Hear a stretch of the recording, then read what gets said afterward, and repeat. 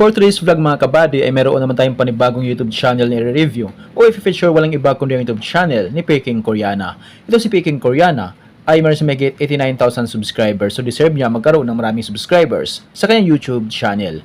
Dito sa video ito mga kabady ay ating alamin kung magkano na nga ba yung kanyang estimated YouTube sahod. Disclaimer, lahat na makikita yung amount dito o mababanggit kung amount dito ay pawang estimated po lamang gamit ang Social Blade.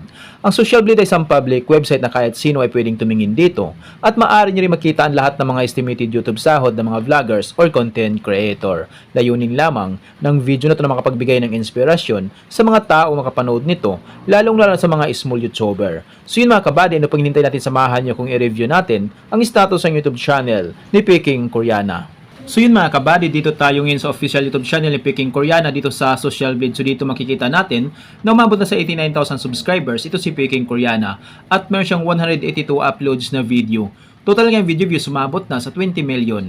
Ginawa yung YouTube channel no November 19, 2025. In the last 30 days nakakuha siya ng 3,200 subscribers at umabot sa 2.4 million video views. In the last 30 days yung kanyang nakuha.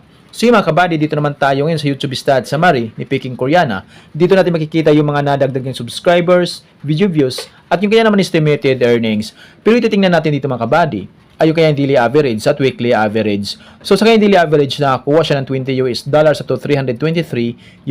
So i-converted sa peso, simula i-convert sa lowest number siyang $20, i-times sa 59, ay may siyang 1,180 pesos na posibleng kitain sa loob ng isang araw.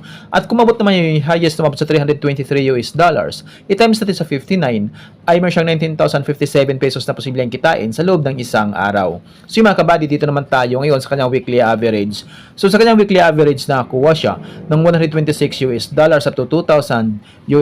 So i-convert sa peso, simula i-convert sa lowest number siyang $126, i-times natin sa 59, ay may siya 7,434 pesos na posibleng kitain sa loob ng isang linggo. At kumabot naman yung highest umabot sa $2,000, i-times natin sa 59, ay may siyang 118,000 pesos na posibleng kitain sa loob ng isang linggo. So yun mga kabady, dito naman tayo ngayon sa kanyang estimated monthly earnings. So disclaimer po lamang mga kabady, ang video na ito ay layunin lamang na makapagbigay ng inspirasyon sa mga tao makapanood nito, lalong-lalo na sa mga small YouTuber. So dito sa estimated monthly earnings ni Peking Koreana, ay meron siyang $605 up to $9,700. So i-convert sa peso, simula i-convert sa lowest number siyang $605, i-times sa 59, ay meron siyang 35,695 pesos na posibleng kitain sa loob ng isang buwan. At kumabot naman yung highest umabot sa $9,700, i-times natin sa 59, ay meron siyang 572,300 pesos na posibleng kitain sa loob ng isang buwan. Pero maaaring magbabago pa ito mga kabady, depende sa views na makukuha ni Peking Koreana. So dahil ang sahod ng mga vloggers or content creator, nakadepende sa dami ng views, hindi sa dami ng subscribers, at laking tulong din yung mga viewers na hindi nag-skip ng ads. So kapag once na hindi po tayo nag-skip ng ads, medyo lalaki ang YouTube sahod ni Inday Krishna. So yung mga kabady, hanggang dito na yung video natin. So kung mayroon kayong iniidolong vlogger na gusto nyong malaman ko lang estimated YouTube sahod, paki-comment lang sa comment section at gagawan natin ng itong klaseng ori ng video. At kung nagustuhan nyo ang video itong kabady, huwag niyo po sana kalimutan mag-like, share at mag-subscribe sa munting channel na ito. Once again, this is Kabady Vlog. Peace out.